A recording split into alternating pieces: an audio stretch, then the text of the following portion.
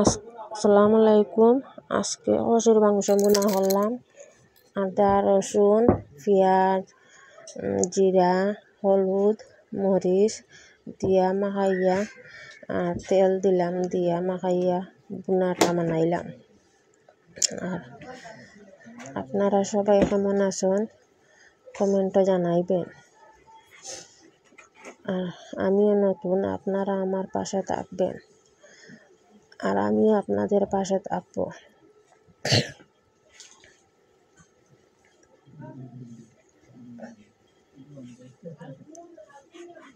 Video বানানি তো সবে ভালো হয় না, কিন্তু আমরা নিজের পায়ে নিজে খাড়া হওয়ার জন্য আমরা মানাই। আর আপনারা সবাই মানাইবেন এরকম নিজে খাড়া হওয়ার জন্য। আসসালামু আলাইকুম।